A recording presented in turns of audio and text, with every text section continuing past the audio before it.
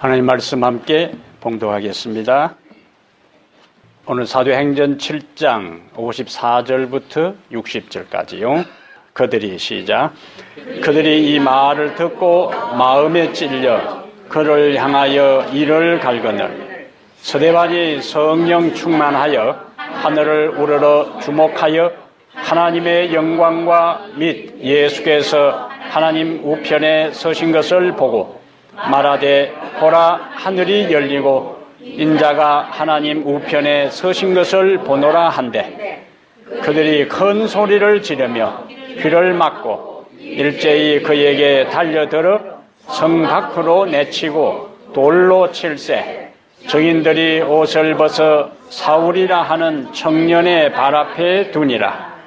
그들이 돌로 스데반을 치니 스데반이 부러지져 이르되 주 예수여 내 영혼을 받으시옵소서 하고 무릎을 꿇고 크게 불러 이르되 주여 이 죄를 그들에게 돌리지 마옵소서 이 말을 하고 자니라. 아멘. 인사하겠습니다. 1120 운동을 실천합시다. 한 번 더 하세요. 1120 운동을 실천합시다. 오늘 사도행전 7장 54절부터 60절까지를 본문으로 해서 연약한 자를 사용하시는 주님. 따라합시다.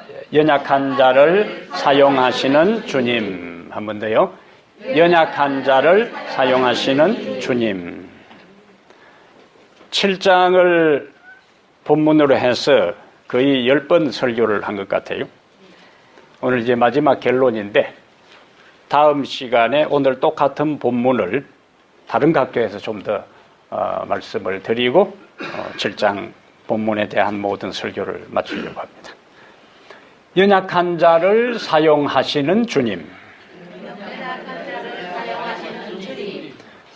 유명한 그 무디 선생은 그리스도인들을 이렇게 표현했어요. 그리스도인은 새는 바가지다.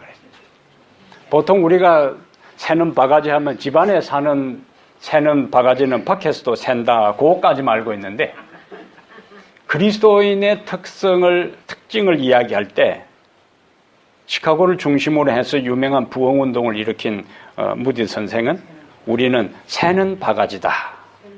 새는 바가지 특징이 뭐지요?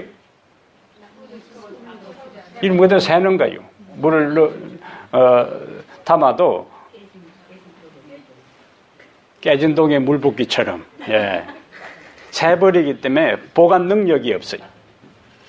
그러면 새는 바가지 같은 인생들이 사는 길이 뭐냐? 거기에 물이 계속 유지되려면은 어떻게 해야 되는가? 우물에서 계속 물을 퍼 담아야 돼. 그래서 날마다 우리의 삶에 보충하는 능력이 있어야 한다 하는 것을 보여주는 겁니다. 오늘 우리가 받은 은혜와 경험들이 내일 우리의 삶에 대한 보장이 없다는 거예요. 그날 매일 매 순간순간 하늘의 은혜로 하늘의 힘으로 하나님의 성령으로 우리는 채움을 입어야 우리의 영적 생활이 유지될 수 있음을 보여줍니다. 어제의 물로는 오늘의 물레방아를 돌릴 수 없다. 이런 말도 있어요. 어제의 물로 오늘의 물레방아를 돌릴 수 없다. 지금 지나가 버린 떨어진 그 물 가지고는 이 물레방아를 돌릴 수 없는 거예요. 새로운 물이 떨어져야 된다는 거예요. 날마다 새롭게. 그래서 매 순간순간 하늘의 은혜와 능력이 우리에게 필요하다는 것은 그 은혜와 능력을 공급받지 아니하면은 우리는 한없이 연약한 존재라는 것을 우리에게 보여줍니다. 오늘 본문에는 인간적으로는 한없이 연약한 존재였지만은 주님께서 그를 강하게 하셔서 위대한 일들을 이루시고 큰 역사를 경험하게 하는 한 사람의 이야기가 오늘 본문에 기록되어 있습니다. 서대반의 긴 변론을 겸한 설교가 오늘 이제 본문으로서 끝을 맺는데, 그의 변론의 핵심은 이거예요. 너희들이 나를 모세의 율법을 거역하고 하나님의 성전을 모독한 죄로 나를 이 공회 앞에 고소했지만은 나는 결코 모세의 법을 모독하지도 않았고 성전을 모욕하지도 않았다. 오늘날 우리가 구원을 얻으려면은 모세의 율법을 지켜서 구원 얻는 것도 아니고 성전에 가서 제사를 드림으로 구원 얻는 것도 아니고 십자가에 달리셔서 돌아가시고 부활하시고 성천하신 그 예수 그리스도를 믿음으로 구원 얻는다는 것을 스데반이 반복해서 강조한 겁니다. 근데 거기까지는 좋았는데 스데반의 마지막 결론적인 한마디가 그들의 심기를 결정적으로 건드렸어요. 그것이 53절입니다. 너희는 천사가 전한 율법을 받고도 지키지 아니하였도다. 지금 그 공회에 있는 사람들은 스데반을 뭐라고 이야기하는데, 모세 율법을 지키지 않는다고 이야기하는데, 스데반은 오히려 내가 율법을 지키지 않는다고 나를 고소했는데 실상은 너희들이 지키지 않는다.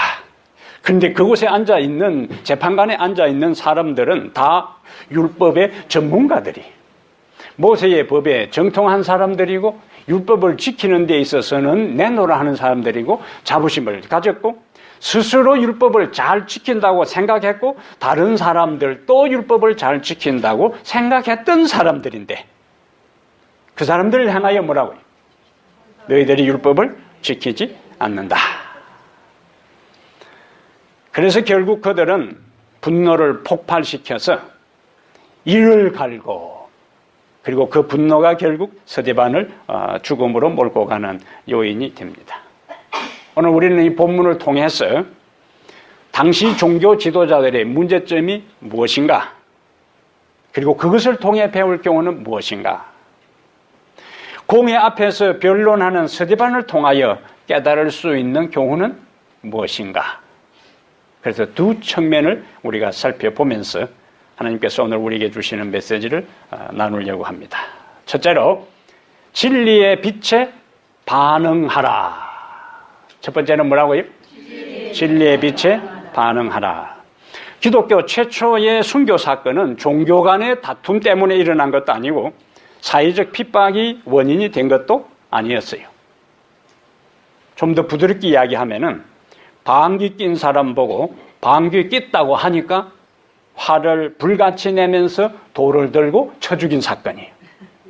이걸 가장 원색적으로 경상도에서는 똥 낀 놈이 썩낸다 그렇게 표현해요. 강력한 표현이에요. 그 똥 낀 놈이 썩내네 이렇게 표현하는 거예요. 이렇게 분노하고 바른 진리를 전한 사람을 쳐 죽인 사람들이 당대의 최고의 존경을 받고 사회적으로 위치가 있고 백성들에게 존경을 받는 경건한 종교 지도자들이었어요. 여기서 우리가 생각할 점들이 많이 있어요. 이들은 스데반이 지적한 대로 마음과 기에 뭘 받지 못한 사람들, 할례를 받지 못한 사람들. 스데반이 전한 기별에 그들의 마음이 찔렸어요. 그러나 그들은 그 말씀에 반응하여 회개하지 않았습니다. 그들은 기별자에게 이를 갈았고 그들은 기별의 귀를 막았고 그를 결국 돌로 쳐 죽였어. 하나님의 말씀에 반응하지 않고 하나님의 말씀에 회개하지 않는 자들이 결국에 진리의 빛에 어떻게 반응하는지를 여실히 보여주는 사건인 것입니다. 그런데 베드로가 백성들에게 오순절의 말씀을 전할 때에 똑같이 백성들이 그 베드로의 말을 듣고 마음에 찔림을 받았어요. 그런데 그들은 이를 갈지 않았고 그들은 귀를 막지 않았고 그들은 돌을 들어서 베드로를 쳐 죽이는 대신에 회개하고 침례를 받고 그날의 예수님의 제자가 되었습니다. 한 번 진리의 빛을 거절하면은 두 번째 진리의 빛을 거절하기 쉽습니다. 한 번 진리의 귀를 막으면은 두 번째 진리에도 귀를 막기 쉽습니다. 여기 스데반을 돌로 쳐 죽인 이 사람들은 원래는 재판에서 절차를 거쳐서 변론을 하고 고소를 하고 그 다음에 법에 따라서 판결을 내려서 집행해야 하는데 여기 있는 사람들은 뭐 했어요? 그냥 이야기 피고 이야기 듣다가 뭐예요? 그냥 끌고 나가서 돌로 쳐 죽였어요. 법을 이야기하는 사람들이 법을 어겼다고 고소하면서 그들 스스로 뭐 했어요? 법을 어겼어요. 진리에 어긋나는 사람들은 자신들이 진리에 어긋남을 모른다는 이야기입니다. 빛에 거하지 않는 사람들은 어두움에 있으면서도 어둠 속에 있다는 사실조차도 모르는 것입니다. 이것이 바로 여기에 나오는 사람들의 반응이에요. 예수님은 이 세상에 빛으로 오셨어요. 요한복음 8장 12절에 나는 세상의 빛이니 나를 따르는 자는 어둠에 다니지 아니하고 생명의 빛을 얻으리라고 말씀하셨어요. 예수님이 세상에 뭐로 오셨다고요? 빛으로 오셨어요. 근데 어둠은 빛을 싫어합니다. 왜 어둠이 빛을 싫어할까요? 요한복음 3장 19절에 사람들이 자기 행위가 악함으로 빛보다 어둠을 더 사랑한다 그랬어요. 어둠 속에서는 자기의 실체가 드러나지 않아요. 자신이 어떤 존재인지가 표시가 나지 않습니다. 근데 빛이 임하면은 그 실상이 적나라하게 드러나는 거예요. 더 이상 감출 수도 없어요. 더 이상 숨길 수도 없어요. 더 이상 꾸밀 수도 없어요. 그래서 어둠 속에서 자신의 실체성을 감추고 자신 있게 살아갔던 사람들이 예수 그리스도의 빛이 임할 때에 자신들의 실상이 그대로 드러나게 됐어요. 예수님이 어떤 말씀을 하시지 않아도 그분이 있는 것 자체가 자신들의 모든 실상을 드러내기 때문에 싫었어요. 부담스러웠어요. 그래서 빛을 꺼버린 겁니다. 근데 여러분, 빛을 꺼버린다고 그들의 실상이 바뀌는 것이 아닌 겁니다. 단지 지금 드러나지 않은 것밖에 없어요. 한번 빛을 거부하게 되면 더 강력한 빛이 와도 거부하게 돼요.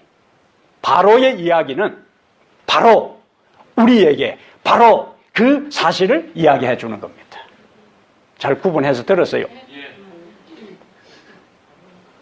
하나님께서 모세를 통해서 바로에게 빛을 주셨어요.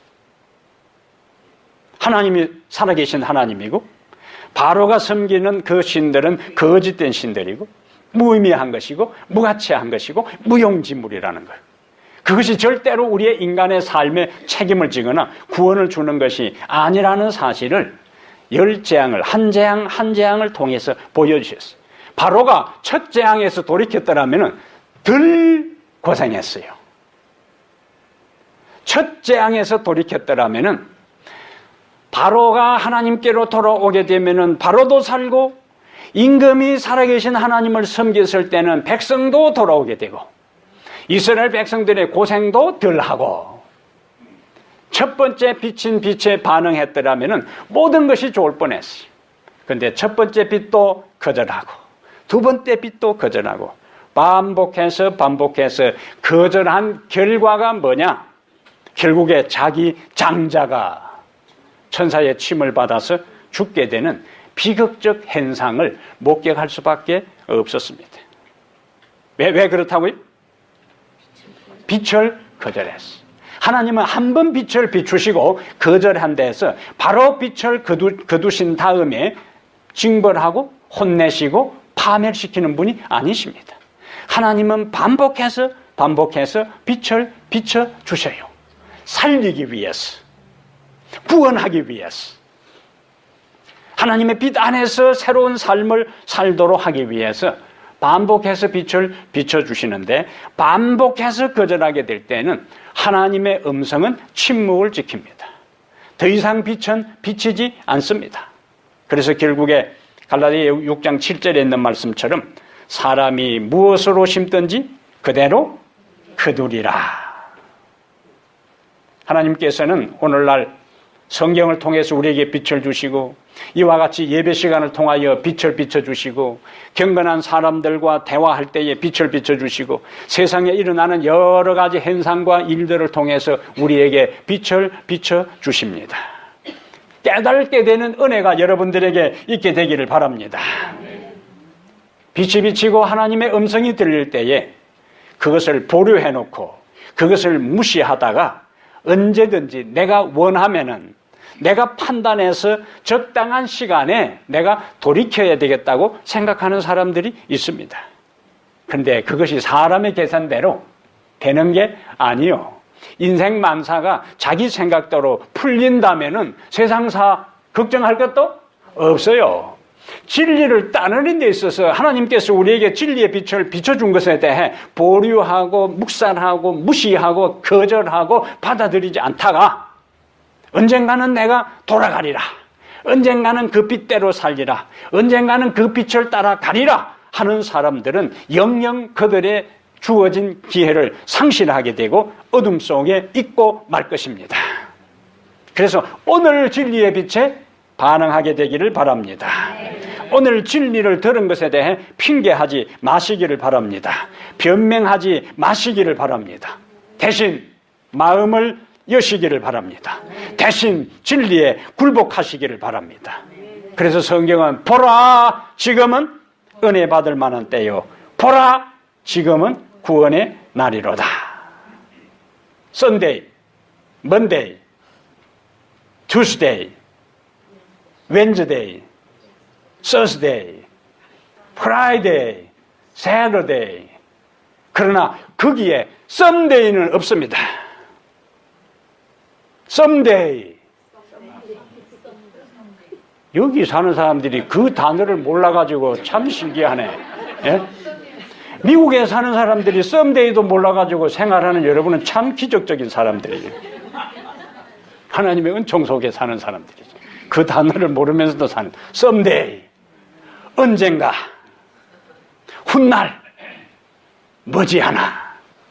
그것은 일주 요일 가운데 썸데이는 없습니다. 오늘 바로 지금 여기서 여러분들에게 비춰진 진리의 빛에 반응하게 되기를 바랍니다. 그 빛을 따르기로 결심하게 되기를 바랍니다. 썸데이는 없어요. 하나님의 백성들에게는 썸데이는 없습니다. 오직 today, here, right now. 이것만이 우리가 하나님의 진리를 따라 살아가는 유일한 길임을 명심하시기를 바랍니다. 두 번째, 우리는 스데반의 삶을 통해서 하나님께서 우리에게 주시는 기별은 진리의 정인이 되라. 따라합니다. 진리의 정인이 되라. 첫 번째는 진리의 빛에 반응하라 하는 것이고, 두 번째는 진리의 정인이 되라. 진리를 전하려면, 진리를 증거하려면 먼저 진리에 대한 절대적인 확신이 있어야 돼.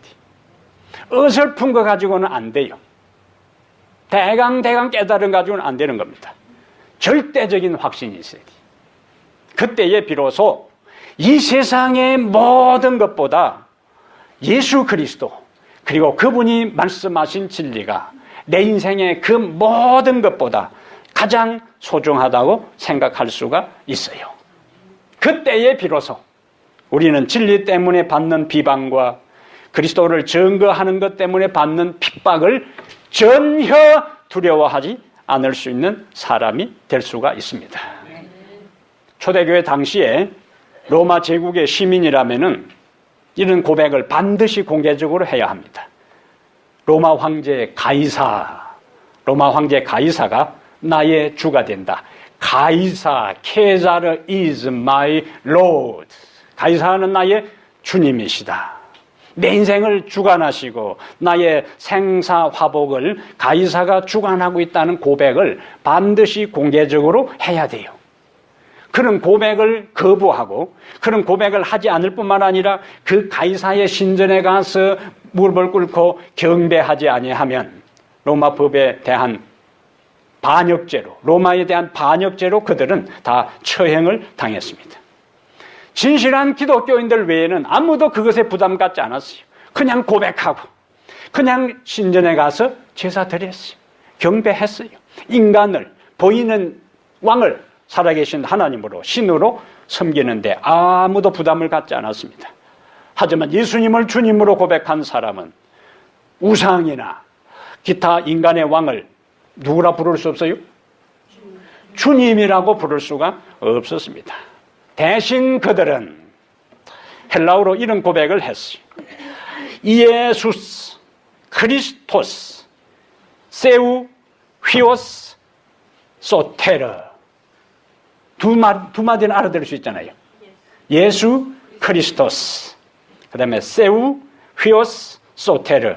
예수 그리스도 하나님의 아들 구주. 따라합니다. 예수 그리스도, 하나님의 아들 구주. 이것이 초대교회 신자들이 고백한 신앙 고백입니다.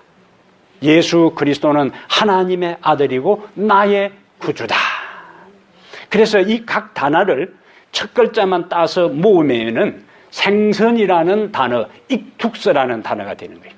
생선. 그래서 여러분 자동차지에 가끔 보면은 생선 모양 있잖아요. 그리고 그 안에 헬라어가 쓰여 있습니다. 그리고 열쇠고리에 그 생선 모양으로 만든 것이 있어요. 익투스. 그것이 바로 예수 그리스도 하나님의 아들 구주라는 그것 첫 글자를 따면은 보태면은 물고기라는 헬라어 익투스라는 단어가 돼요. 그래서 초대교회 성도들은 이것을 신분 확인용으로 활용했어요. 암호였습니다. 익투스. 그것을 깨닫는 사람은 그리스도인이었어요. 예수 그리스도 하나님의 아들 구주. 오늘 여러분의 고백이 이와 똑같은 고백을 하게 되기를 바랍니다. 그래서 초대교회 신자들은 예수 그리스도 하나님의 아들 나의 구주라고 고백한 다음 그것을 이제 다른 사람에게 증거하기 시작했어요. 그래서 하나님의 성령에 의해서 그들이 기별을 전할 때에 두 반응이 나타나는데 마음의 찔림을 받아 회개에 이르는 사람이 있고 그 진리를 거부하고 묵살하고 길을 막고 이를 갈고 돌을 들고 쳐 죽이려고 달려드는 사람이 있었어요. 그래서 많은 그리스도인들이 진리의 정인으로서의 역할을 하다가 순교당했습니다. 근데 순교라는 영어 단어가 martyr. 순교라는 영어 단어가 정언하다, 위트니스라는 헬라어 단어에서 온 거예요. 사도행 1장 8절에 성령이 너희에게 임하시면 너희가 권능을 받고 예루살렘과 유다와 사마리아와 땅끝까지 이르러 내 정인이 되리라 하는 그 정인이라는 헬라어 단어에서 순교자라는 단어가 나왔다는 거예요. 근데 재미있는 거예요. 초대 기독교회가 형성되기 전에는 헬라어에 순교라는 단어 자체가 없었습니다. 왜 그럴까요? 당시 종교에서는 그 종교를 신봉하는 자들이 자기 목숨을 바쳐서 자기들이 섬기는 신을 위하여 충성하는 일들이 전혀 없었습니다. 기독교가 등장하기 전에는 다른 어떤 이방 종교들도 자기들의 종교를 위해서 목숨을 바치는 일들이 없었다는 거예요. 그들이 섬기는 신보다 자기들의 생명이 더 소중하다고 생각했어요. 그러나 기독교는 달랐어요. 예수님이 너무나 소중했기 때문에 자기 목숨을 바쳐가며 주님을 증거했어요. 자기 목숨을 바쳐가며 주님을 증거할 수 있었던 것은 예수님의 부활을 목격했기 때문에 그래요. 예수님이 하늘로 승천하는 것을 보았기 때문에 그렇습니다. 그래서 죽음을 두려워하지 않고 죽음의 위협에 주눅들지 않고 담대하게 예수 그리스도의 증인이 될 수가 있었어요. 초대교회 신자들은 영혼 구원의 부담에 눌려 있었습니다. 사도행적 37페이지에 제자들은 사람들을 만나기에 적합하게 되도록 그리고 매일의 교제에서 죄인들을 그리스도께 인도할 수 있는 말을 할 수 있도록 매우 열렬히 기도하였다. 그 다음에 제자들은 저희를 영혼구원 사업에 적합하게 해줄 거룩한 정렬을 달라고 주께 부르짖었다. 마지막 마침은 항상 기도했다는 이야기요. 그들은 영혼구원에 대한 부담에 눌려 있었다. 그들은 그리스도께서 약속하신 능력을 간구하였다. 영혼구원에 대한 부담에 눌려 있다 보니까 그들이 그 문제를 해결하기 위해서 선택한 마지막, 처음과 마지막인 유일한 길은 뭐였다고요? 기도한 것이었어요. 오늘 우리를 한번 살펴보면 좋겠어요. 여러분의 신앙 고백은 무엇입니까? 왜 예수를 믿느냐고 말할 때에 여러분들의 대답은 무엇입니까? 예수를 그런 이유 때문에 믿는다면 그 예수를 위해서 무엇을 해야 된다고 물을 때에 대답할 말이 있는 것입니까? 초대교회 사람들은 영혼 구원에 대한 부담에 눌려 있었고 그것을 위하여 하나님께 뭐 했다고요? 기도했어. 뭘 각오하고? 순교를 각오하고. 그런데 오늘 우리가 예수의 복음을 전한다고 해서 아무도 방해하지 않습니다. 체포, 구금하지 않습니다. 재판정에 세우지 않습니다. 우리에게 사형 선고를 내리지도 않습니다. 그들은 죽음의 위협 앞에서도 예수 그리스도를 전했어요. 그래서 정의는 곧 뭘 의미했다고요? 순교를 의미했어요. 하나님께서 우리 교회에 비전 2020을 주셨어요. 2020년 12월 26일 안식일에 100명의 성도가 함께 예배하는 꿈입니다. 이것을 성취하기 위해서 1120 운동을 하고 있어요. 1120 운동은 한 명의 성도가 한 명의 영혼을 2020년까지 인도하는 것을 가리켜서 1120 운동이라 그래요. 누구든지 이것을 물을 때에 자, 타코마교의 비전은 무엇입니까? 2020년까지 100명의 영혼이 출석하는 것이다. 그 비전을 성취하기 위한 구체적인 전략과 운동은 무엇입니까? 1120 운동입니다. 1120 운동은 무엇을 말합니까? 한 명의 영혼이, 한 사람이 한 명의 영혼을 언제까지? 2020년까지 인도하는 운동. 이것은 우리의 힘으로 되는 것이 아닙니다. 우리의 능력으로 되는 것도 아닙니다. 지난번 강풍으로 정전이 될 때가 있었어요. 정전이 되니까 모든 지금도 정전이 되면 어떻게 될까요? 마이크도 소용없고 여기 다 깜깜한 가운데 우리가 예배를 드리죠. 전화기도 소용없고 냉장고도 소용없고 전기 스토브도 소용없고 보일러도 소용없고 컴퓨터도 소용없고 전기로 사용하는 모든 전기기기가 무용지물이 되고 말았어요. 그것이 아무리 비싼 것이든 무슨 소용이 있어요? 전기 없으면 천하 없이 비싸게 주고 준비한 거라도 아무 소용이 없습니다. 초대교회는 외형적으로 제대로 갖춘 것이 아무것도 없었어요. 초대교회는 음향시설도 없었습니다. 보일러나 에어컨 시설도 없었어요. 교회당도 없었어요. 돌아가면서 모임을 가졌어요. 구성원들도 변변하지 못했습니다. 그러나 단 하나 있었던 것이 있었는데 성령 하나님이셨습니다. 그래서 3,000명, 5,000명이 주께로 돌아왔고 나중에는 카운트 하다가 너무 많이 들어오니까 예수께로 돌아온 자가 수만이나 되었더라 그렇게 했어요. 세는 게 힘이 들어가지고 얼마나 사람들이 구름대처럼 주님께로 회심하고 돌아왔던지. 그 배경에 그 비결은 그들이 영혼구원에 대한 정렬을 달라고 기도했고 영혼구원의 부담에 풀려고 해서 매일의 삶에서 만나는 사람에게 복음을 어떻게 효과적으로 능력 있게 전할 것인가를 기도한 그 열매로 하나님께서 그들에게 성령을 주셨고 성령의 역사로 말미암아 3,000명, 5,000명 날마다 구원받는 역사를 주께서 이루어 주셨습니다. 모든 것이 다 갖추어져 있어도 누가 없으면 성령이 없으면 아무 소용이 없습니다. 그러나 모든 것이 부족해도 성령이 있으면 역사를 경험할 수 있습니다. 우리가 가진 것이 없어도 성령이 우리에게 역사하면 하나님께서 우리를 통하여 역사함으로 우리는 기적의 주인공이 될 수가 있어요. 스가랴 4장 6절에 이는 힘으로 되지 아니하고 능으로 되지 아니하고 오직 하나님의 영으로 된다고 말씀했어요. 스가랴가 이 기별을 전할 때는 이스라엘 백성이 바빌론에서 돌아와서 예루살렘 성전과 성벽을 중건하는 과정에 주변 이방 민족의 집요한 회방과 반대를 받았어요. 중단되었어요. 그리고 그들이 상소문을 페르시아 조정에 올려가지고 왕까지도 거기 동조해서 공사 중단 명령을 내렸습니다.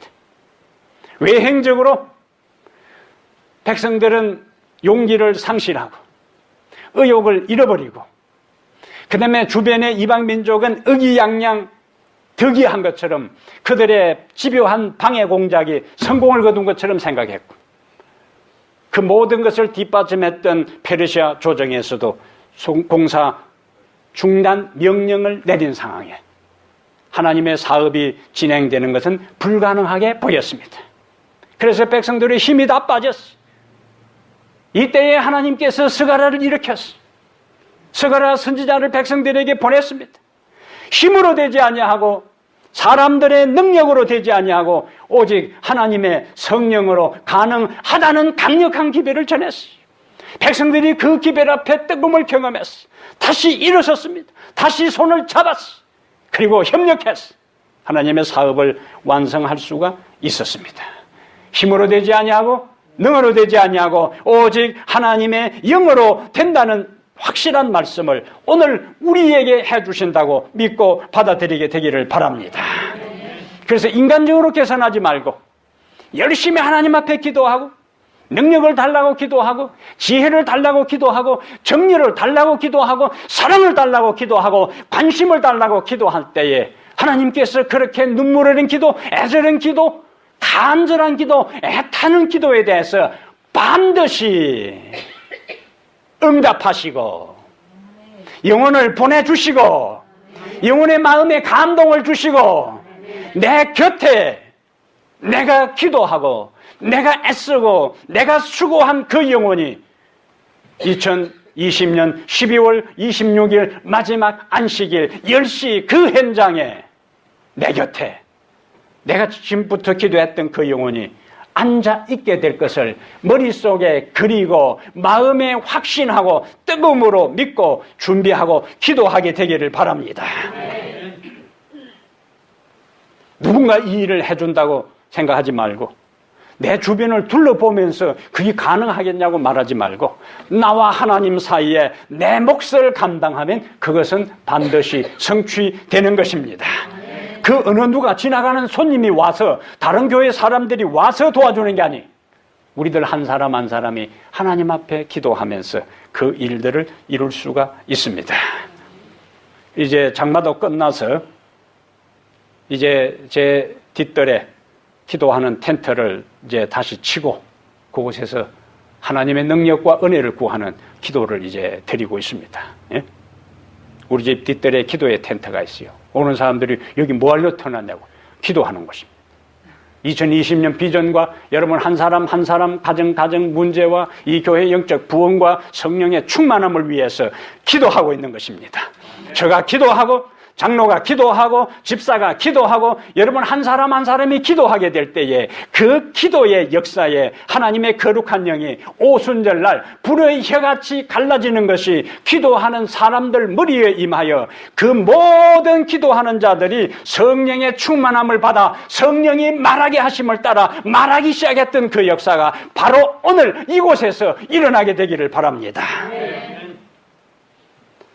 세 번째로 하나님은 본문을 통해서 우리에게 연약한 자도 쓰임받을 수 있다. 연약한 자도 쓰임받을 수 있다. 앞에서 정의는 곧 순교자다 그랬어요. 스데반이 주님을 증거하다가 뭐 했어요? 순교했어요. 이런 걸 생각하면은 겁이 나요? 두려워요? 자신이 없어지죠? 아이고 나 같은 사람이 진리 전하다가 욕 한 번 얻으면 기분 나빠 안 하는데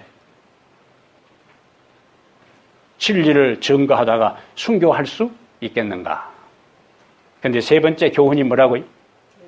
연약한 자도 쓰임받을 수 있다. 미리 겁먹지 마시기를 바랍니다. 주님은 우리가 신앙을 하지만은 여전히 우리가 어떤 존재인 것, 연약한 존재인 것을 아세요. 성경에 수많은 인물들이 등장하는데 그 수많은 등장하는 인물들이 강한 사람, 지혜로운 사람, 능력 있는 사람, 문제 있는 없는 사람, 완전한 사람, 그 누가 있어요? 창세기부터 요한계시록을 훑어보세요. 모두가 다 연약한 사람이었고, 모두가 다 실수하는 사람이었고, 모두가 다 연약한 사람들이었고, 모두가 다 넘어지는 사람들이었어요. 그러면 모두가 다 연약하고 실수하고 넘어지고 범죄하는 사람이라면 누구를 통해서 하나님께서 일을 하시겠냐? 완전한 사람 아무도 없다면. 근데 하나님은 누구를 통해서요? 연약한 자를 통해서 당신의 일들을 이루셨어요. 베드로는 그의 삶을 통해 인간이 갖고 있는 연약성이 얼마나 많은지를 단적으로 보여준 인물이 베드로입니다. 베드로는 마태복음 16장 16절에 주는 그리스도시여 살아계신 하나님의 아들이다. 주는 그리스도시요 살아계신 하나님의 아들이다. 이것은 예수 그리스도로 하나님의 아들 구주, 그러니까 물고기 상징 이특서에 있어서 원저작자가 누구냐? 베드로요. 예수 그리스도 당신은 하나님의 아들입니다. 그런 위대한 고백, 어느 누구도 이전에 고백하지 아니했던 그 놀라운 고백을 했던 그가 예수님께서 십자가의 죽음을 예고했어요. 베드로가 뭐라고 이야기했습니까? 내가 3일 만에 죽고 부활할 것이라고 했을 때에 뒤에 부활할 것이다 소리는 귀 안 들려. 사람은 들으려고 하는 것만 들리고 보려고 하는 것만 보입니다. 말했다고 다 들리는 게 아니에요. 3일 만에 죽는다고 하니까 다 끝났구나. 그리고는 예수님의 손을 붙잡고 뭐라고 이야기해요? 절대로 그런 일이 있어서는 안 됩니다. 그리고는 예수님께서 앞으로 너희들이 다 나를 부인하고 도망간다고 할 때에 그냥 다른 사람을 왜 끌고 들어가요? 이 주변에 내 친구들은 혹시 부인할지 모르지만은 나는 부인하지 않겠습니다. 주님이 죽는 데 가면 죽는 데 따라가고 주님이 심판장에 가면 심판장 따라가겠습니다. 근데 여러분, 겟세마네 동산에서 예수님께서 체포될 때에 성경의 저자는 베드로는 끝까지 예수님 주변에 지켰다고 하지 않았어요. 이야! 타고 한번 칼 빼서 내려쳤는데 말고의 목이 댕강 날아간 것이 아니고 한쪽 귀만 떨어져 버려요. 그리고는 안 되겠다 싶어가지고 보복당할까 싶어서 다른 제자들 줄행난 칠 때 그 가운데 누구까지도요? 베드로까지도 있었어요. 뭐라고 고백했는데 차라리 가만히 있다가 도망갔으면은 밉진 않지. 다른 사람 다 도망가더라도 나는 절대로 도망가지 않고 죽는데도 따라가겠습니다 했던 그가 죽는데 따라가기는커녕 현장을 마지막까지 지키기는커녕 도망가는 그 중에 한 사람이었습니다. 주님은 베드로를 포기하지 않았어요. 예수님이 부활하신 다음에 갈릴리 바닷가에서 네가 나를 사랑하느냐? 네가 나를 사랑하느냐? 네가 나를 사랑하느냐? 그때 베드로가 다른 데 같으면 당당하게 이야기했지만 기어 들어가는 목소리로 내가 주를 사랑하는 줄 주께서 아십니다. 자신 없을 때는 그렇게 이야기하면 됩니다. 주께서 아십니다. 베드로를 통해서 하나님께서 오순절에 능력을 주시고 단 한 번 설교로 3,000명이 회개하는 놀라운 능력을 주셨어요. 그러면 성령이 임한 다음에 베드로는 초제일관, 한 번도 진리와 높은 수준의 영적 수준을 유지하는데 이탈되지 않았는가? 여러분, 성령의 충만함을 받고 놀라운 일을 행했던 베드로가 갈라디아 2장 14절부터 보면요, 외식에 빠집니다. 그가 이방인들하고 함께 식사를 하다가 바울이 나타나니까 이방인들하고 식사 안 한 것처럼 하고는 한쪽에 가서 있었어요. 그 높은 경지에 성령의 충만함을 받았던 그도 또 그게 뭐가 나타나요? 연약한 한 인간의 모습이 나타납니다. 그럼에도 불구하고 여전히 주님은 그 연약한 베드로를 사랑하시고 사용하시는 것이 오늘 우리에게 희망의 복음이라는 사실을 믿게 되기를 바랍니다. 하나님은 우리의 연약함을 아시기 때문에 모든 신자들에게 순교로서 신앙의 절개를 지키라고 말하지 않아요. 진주에 농개바위가 있는데 그 농개라는 귀신이 일본 외장을 껴안고 난강물에 몸을 던졌는데 자기 몸을 던져서 외장을 껴안고 죽음을 할 정도로 우리 모든 신자들에게 주님을 위해서 순교자로서 서라고 주님은 말하지 않습니다. 여러분, 순교라는 것은 은사입니다. 은사는 내가 달라고 하나님 주시는 것이 아니고 하나님이 판단해서 나누어 주는 거예요. 모두가 순교자가 되는 것이 아니고 특별한 경우에 특별한 사람에게 하나님께서 당신의 영광을 드러내고 복음이 전파될 수 있는 것이 판단될 때에 특별히 감당할 사람에게 하나님께서 뭘 주신다고요? 순교의 은사를 주셔요. 그래서 미리 땡겨놓고 겁내지 마시라 그거라. 예? 야, 나는 이 스데반처럼 죽겠나? 겁나서 예수 믿겠나? 이리 하지 말라는 거예요. 이제.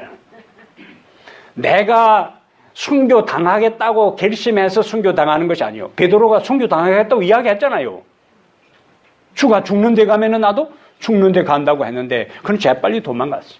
인간이 자기의 의지와 자기의 각오와 자기의 다짐과 자기의 결심으로 순교 자리에 서는 게 아니에요. 하나님이 특별한 은총을 그때 주셔야 그 자리에 두려움 없이 설 수가 있습니다. 예? 초대교회의 주류를 이룬 사람들은 고린도전서 1장 26절부터 29절 잠깐 찾아봅시다. 고린도전서 1장 26절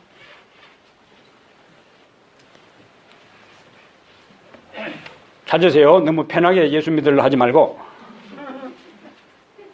귀만 가만히 있지 말고 손도 움직이고 눈도 움직여야 되는 거예요. 자, 고린도전서 1장 26절. 자, 보겠어요. 이제 입도 좀 움직여야 됩니다. 형제들아, 시작. 형제들아, 너희를 부르심을 보라. 육체를 따라 지혜로운 자가 많지 아니하며 능한 자가 많지 아니하며 문벌 좋은 자가 많지 아니하도다. 그러나 하나님께서 세상에 미련한 것들을 택하사 지혜 있는 자들을 부끄럽게 하려 하시고 세상에 약한 것들을 택하사 강한 것들을 부끄럽게 하려 하시며 하나님께서 세상에 천한 것들과 멸시받는 것들과 없는 것들을 택하사 있는 것들을 폐하려 하시나니 이는 아무 육체도 하나님 앞에서 자랑하지 못하게 하려 하심이라. 초대교회 구성은 거창한 사람들, 탁월한 사람들, 명망가들, 위대한 사람들에 의해서 초대교회가 이루어지고 형성된 것이 아니고 지혜롭지도 않고 능한 자도 아니고 문벌 좋은 자도 아닌 사람들에 의해서 어떤 교회가 형성되었다고요? 초대교회가 형성되었어요. 그러면 그러한 사람들이 초기 멤버니까 초기 구성원들이니까 그 이후에 교회는 연약함을 면치 못했는가? 아니요. 강력한 능력을 나타냈어요. 사람들이 지혜가 있느냐 없느냐도 문제가 아니고 문벌 좋은 집의 출신이라도 문제가 아니고 능한 자가 많고 적음도 문제가 아니고 하나님이 그들과 함께 하시고 능력을 주셨느냐 하는 것이 열쇠였다는 사실을 믿게 되기를 바랍니다. 오늘 우리는 순교자로서 두렵고 부담 가질 것이 아니라 자기가 처한 상황과 장소에서 최선을 다해 하루하루 살아가면 됩니다. 때로는 넘어질 수도 있고 때로는 실패하더라도 예수 그리스도가 나의 유일한 구주라고 고백하면서 예수님 치맛자락 옷자락 붙잡고 포기하지 않고 매달리고만 있으면 우리의 운명은 하나님이 책임지십니다. 하나님은 바람에 날리는 갈대 같은 인생, 실패하고 연약한 자들을 포기하지 않으세요. 이사야 42장 3절에 상한 갈대를 꺾지 아니하며 꺼져가는 득불을 끄지 아니하며 상한 갈대를 꺾지 않는다 그랬어요. 상하지 않고 싱싱하게 똑바로 서 있는 거는 뭐 지주대를 세울 필요도 없어요. 가물가물하지 않고 불이 활활 타오르는 것을 그 주변에 가리막을 할 필요도 없습니다. 상한 갈 때 주님은 끄지 아니하시고 꺼져가는 등불 끄지 않으시고 오늘 상한 갈대와 같은 우리를 꺼져가는 등불과 같은 연약한 우리를 아직도 포기하지 아니하시고 기다려주시고 우리를 통해서 위대한 일을 이루시기 위해서 우리에게 복 주시기를 기대하시는 주님을 인해 감사하게 되기를 바랍니다. 주님은 시대를 통하여 영웅을 통하여 일하지 않았습니다. 연약한 자를 강하게 하시고 무능한 자를 능력 있게 하시고 무지한 자를 지혜롭게 하셔서 당신의 일을 성취하셨어요. 우리가 누구와 함께 있느냐가 중요한 것입니다. 동행이 중요한 거예요. 동행.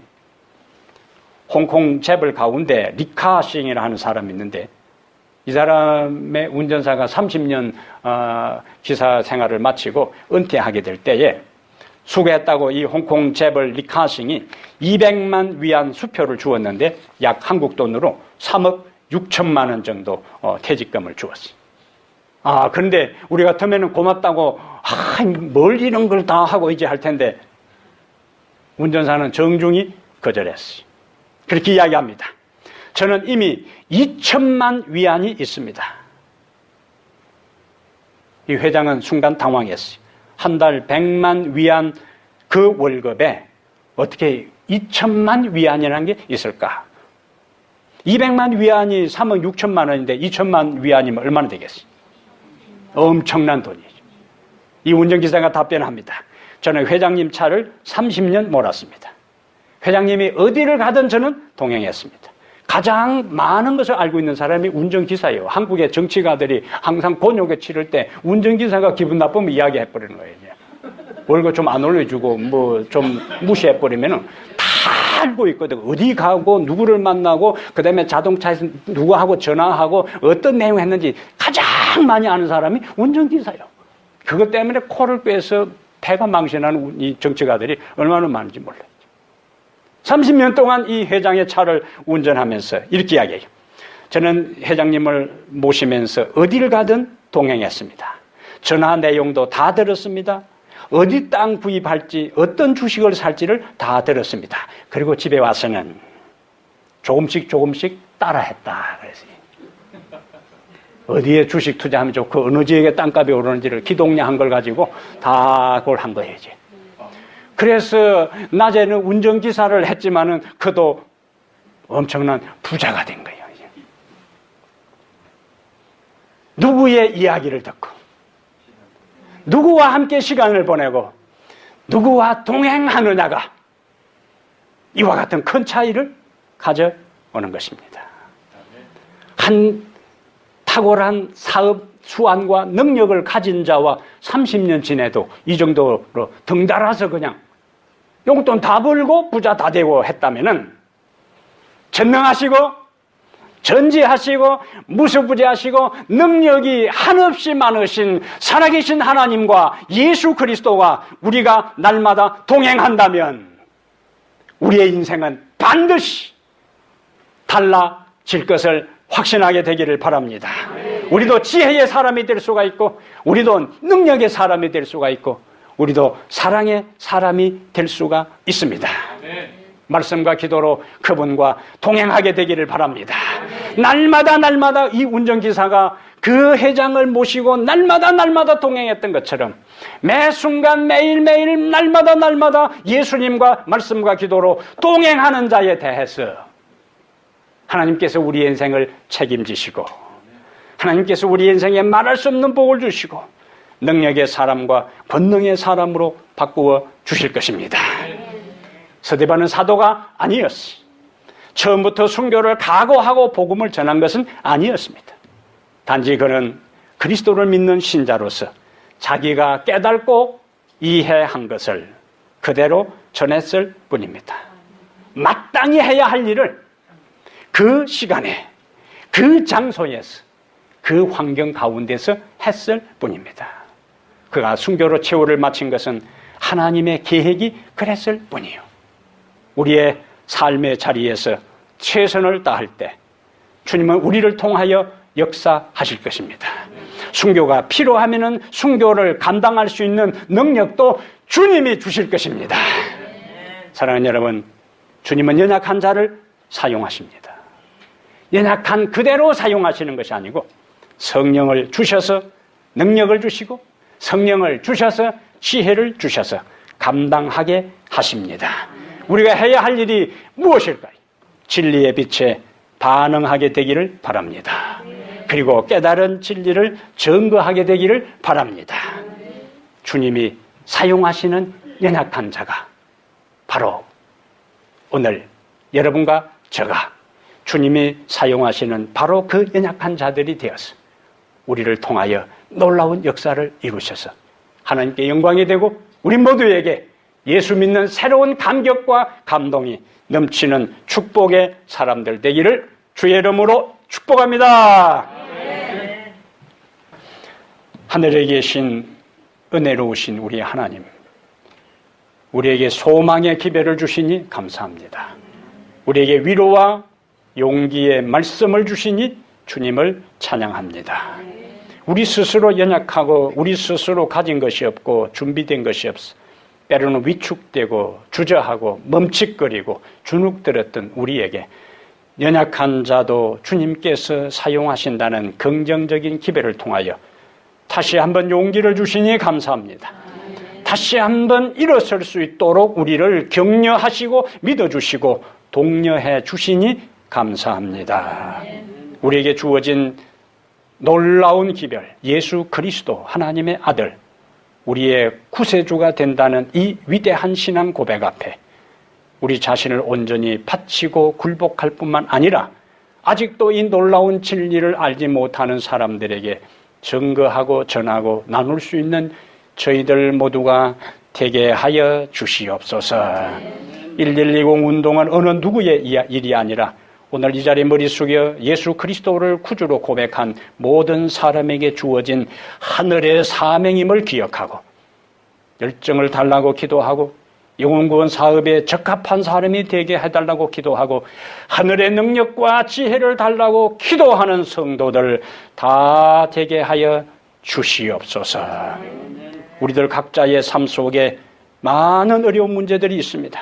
그 문제 앞에 한계를 느끼고 그 문제 앞에 절망하고 그 문제 앞에 한숨 질 때 주님 우리에게 오셔서 우리를 위로하시고 우리를 일으켜 세우시며 다시 한번 우리 앞에 그 어떠한 장애물과 위기와 어려움이 있어도 당당하게 주님과 함께 전진하고 뚫고 돌파하고 극복하고 이기고 승리하는 성도들 되게 하여 주시옵소서.